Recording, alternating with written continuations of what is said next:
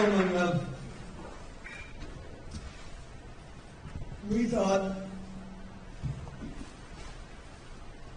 the two doctors deserved a little surprise. Thank you for a great panel. It is now my honor to welcome a friend of 40 years and an extraordinary leader who spent his entire life fighting to make America better, fairer, and stronger, and to build a world where we have more friends and fewer enemies, where we can all live together and grow together. 3.5 years ago, Joe Biden came to office in the midst of multiple crises. In that time, he lifted us out of an unprecedented pandemic, rebuilt a battered economy from the bottom up and the middle out, and created millions of new jobs. We don't know what the final total will be, but we're sure it will be the most ever created in any 4-year period in our country's history.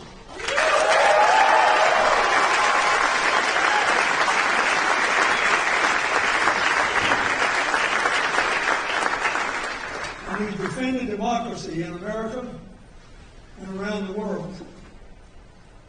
I personally am very grateful to him for standing by the people of Ukraine. And America has always been he has strengthened our alliances for freedom and security all over the world. And he shepherded the passage of the most significant climate legislation in American history.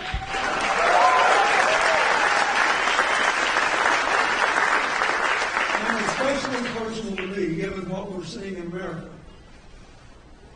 He and I worked together 30 years ago to ban assault weapons.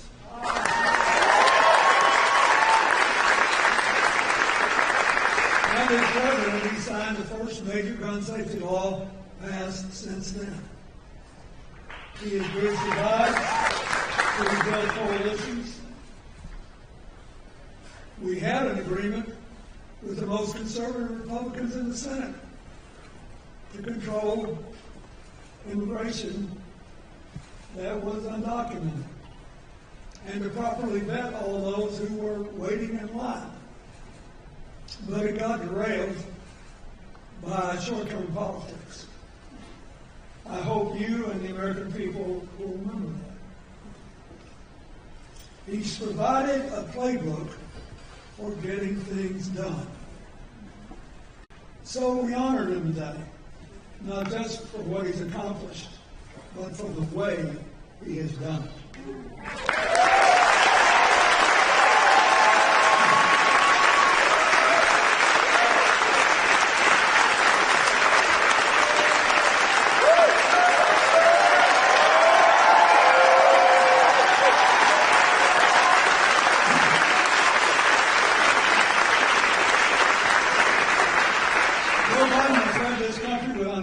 Decency and goodness and grace, and never allowed personal tragedy to harden his heart.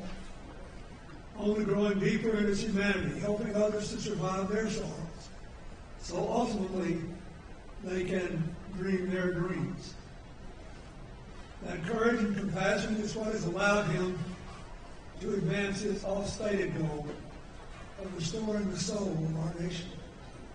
So, on behalf of Hillary, Chelsea, and the entire CGI community, and countless people all over the world who are living better days than yesterdays because of his actions, I am pleased to present President Joe Biden with the 2024 Clinton Global Citizen Award.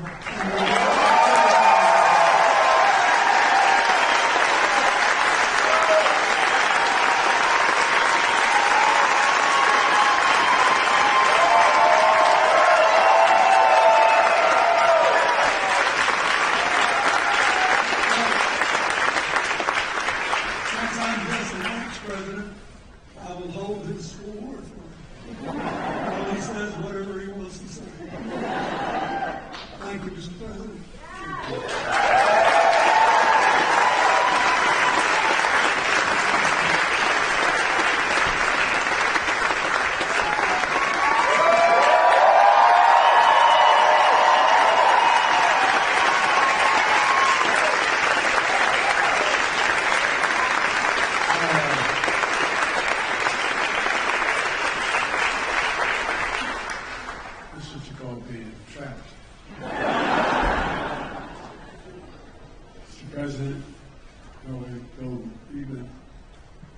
ran. Please have a seat.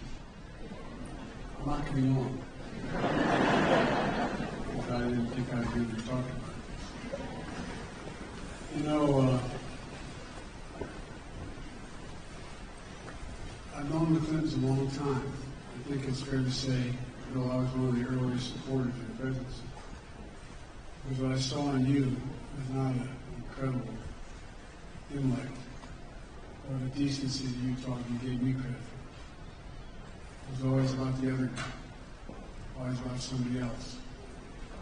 And you and I have something very much in common. We were married way above our station.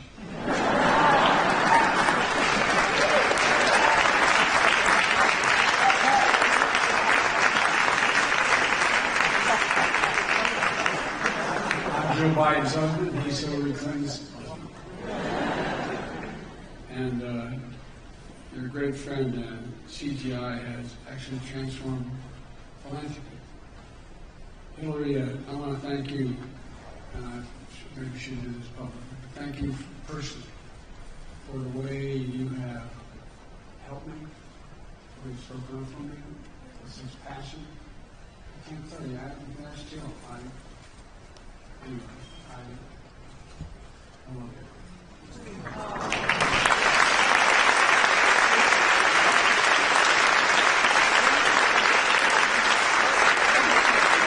There's something else in common. We have beautiful, very bright daughters who ended up, to their detriment, listening to their fathers and mothers. My daughter is in Philadelphia running. She got deeply involved in Violence Against Women Act with me. She runs homeless shelter. She's providing housing for abused women in Philadelphia that she spends all her time doing. And I tell you what, you make us incredibly proud. You know, as a point of personal pride, I think Joel's work on women's health research, and this is Jill's idea, and this was Jill's movement, that was going to go down as one of the most significant programs in our administration. So I want to thank you for being here, especially Chelsea. Thank you. Dr. Rice, thank you for your leadership. She's the other way. And most important issue I could say is that, you know, we were talking inside before while we were watching this take place back behind the curtain. My dad used to have an expression. He said, everybody deserves a chance. Just a chance, no guarantee. I mean, my dad. Everybody deserves an even chance. And the thing that I was pointing out, you know, the majority of women, all the commencements I've done since I've been Vice President, President of the United States, close to 70% of all the valedictorians have been women.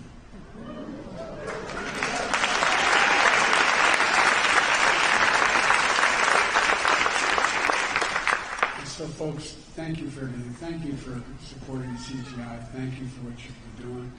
And you know, I remember when I was ill some years ago with a cranial aneurysm, and I was being wheeled down into the operating room, and they had one of these observatories, you know, where all the docs sit up and watch it go on. And before they started to put me under, I said, "Will all the Democrats please raise their hand?" I did.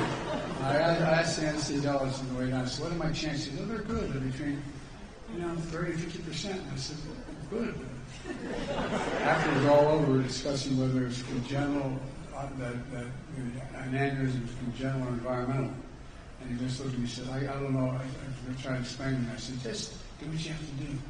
And he looked at me and he said, "You know what your problem is, Senator?" I said, "No." He said, "You're a congenital optimist."